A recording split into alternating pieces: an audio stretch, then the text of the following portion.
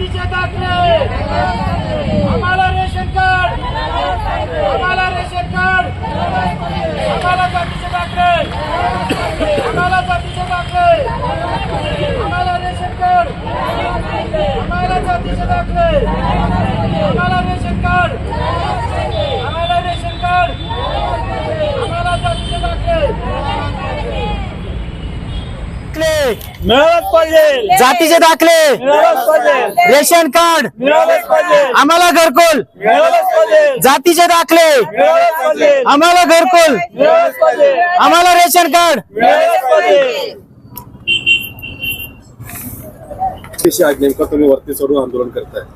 आज मालेगाव तहसील कार्यालयावरच्या इमारतीवर चढून आंदोलन करण्याचं कारण असं आहे, आम्ही 1 वर्षापासून प्राण साहेबांच्या कार्यालयामध्ये सतत पाठपुरावा करत आहोत.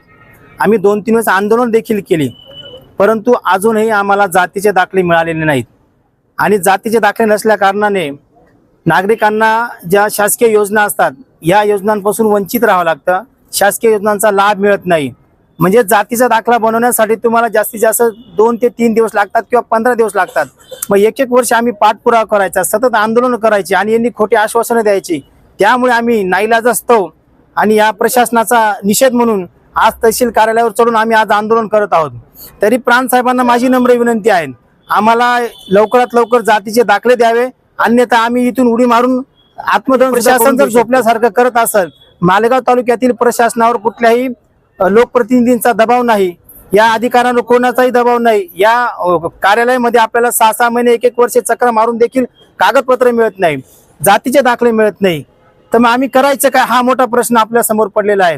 म्हणून मालेगाव तालुक्यातील जनतेला माझी नम्र विनंती आहे की जातीचे दाखले असतील, रेशन कार्ड असेल किंवा घरकुलांचा विषय असेल तर तुम्हाला हे प्रशासन कधीच सहकार्य करत नाही. आणि जर समजा तुम्ही चिरीमिरी दिली तर त्यावेळेस तुमचे कामं कसे होतात? एका दिवसात रेशन कार्ड मिळतं कसं? 1-2 दिवसात जातीचे दाखले मिळतात कसं? आणि जे सर्वसामान्य नागरिक आहे वर्षानुवर्षे चक्र मारून देखील त्यांना जातीचे दाखले मिळत नाही किंवा रेशन कार्ड मिळत नाही, मग याला जबाबदार कोण आहे?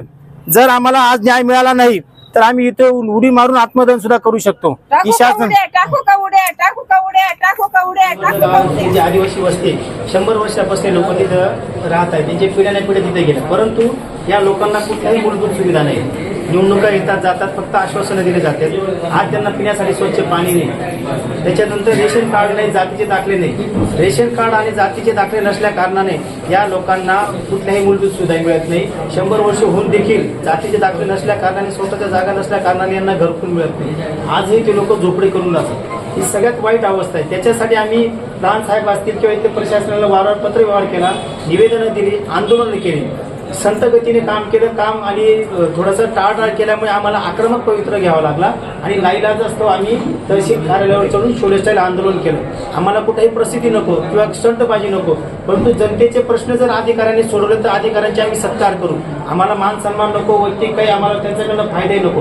फक्त नागरिकांचं काम होणं गरजेचं आहे. 15-15 वर्षे 10-10 वर्षे लोक चक्रा मारून काम होत नाही. समाधान झालं का? मध्ये काय प्राण साहेबांनी आम्हाला आश्वासन दिलं की या 4 दिवसाच्या आत तुम्हाला आम्ही जातीचे दाखले देऊ. आम्ही त्यांना सांगितलं 4 नाही लागेल 5 दिवसात द्या, पण आम्हाला नक्की जातीचे दाखले द्या. जर या 4 दिवसात आश्वासन पाळलं गेलं नाही तर याच्यापेक्षाही तीव्र आंदोलन लोकशाही दळप मोर्चाच्या नेतृत्वाखाली करण्यात येईल, एवढी ग्वाही देतो.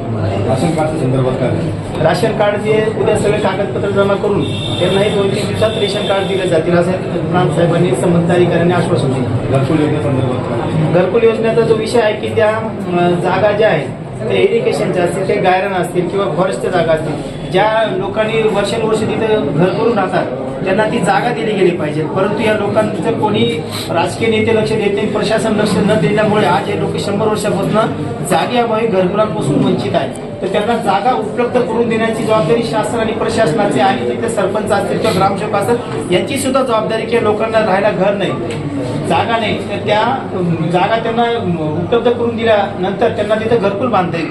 परंतु सतत पाठपुरावा केल्यानंतर प्रशासन आणि कलेक्टर साहेबांनी त्यांना आदेश दिलेले आहेत की यांना या जागेवर जागा मोजून द्या आणि त्यांना घरकुल बांधण्यासाठी परवानगी द्या. मग एवढं सगळं असून देखील अधिकारी आणि प्रशासनातले लोक का टाळटाळ करतात? म्हणजे गरिबांचं कोणी ऐकूनच घ्यायचं नाही. जो सर्वसामान्य असेल त्यांना टाळलं जातं आणि जर वशिला असेल तर त्यांचं एका दिवसात काम होतं. आता गायरांचा जो विषय असेल, 1 मिनिट, की गायरान आणि फॉरेस्टचा जो विषय असेल बऱ्याचशा वस्त्या शहरामध्ये ग्रामीण भागामध्ये त्यांनी सिमेंटच्या स्लॅबचे घरं बांधले, परंतु सर्वसामान्य नागरिकांना साधा माती आणि झोपडी सुद्धा बांधण्याची परमिशन शासन प्रशासन देत नाही.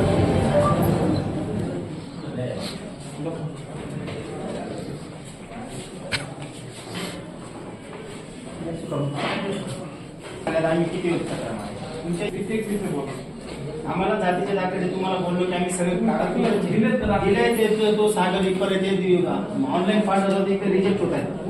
दाखले इथलेच खान कोण अधिकारी आहेत बघा ते त्यांनी सांगितलं की सागर इपरकडे द्यावा. कळवडीचं जे आहे सागर इपर म्हणून पोरगा इथलं ऑनलाईनचं काम करतो कळवडीला. मग त्या दिवशी तुमचे बोलणं पण करून दिलं सर.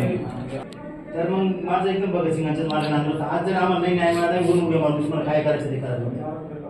लोकशाही मार्गाने आम्ही काय करायचं आहे ना, आम्हाला कोणाला बोलायचा अधिकार न मारायचा अधिकार. आंदोलन हे क्षेत्र नाही, एक वर्षापासून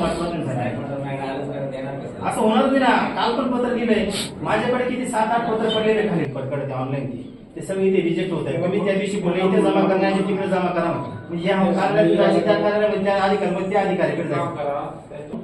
ऐका यांच्याकडे चेक करायला देतो, 1 किंवा 2 दिवसामध्ये चेक करून देणार.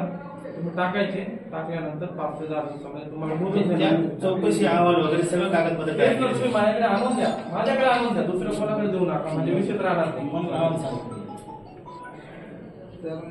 घेऊन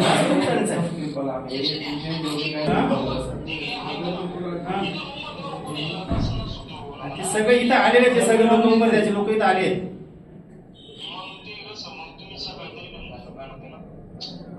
सागर असं बोलतो गावाचा रहिवाशी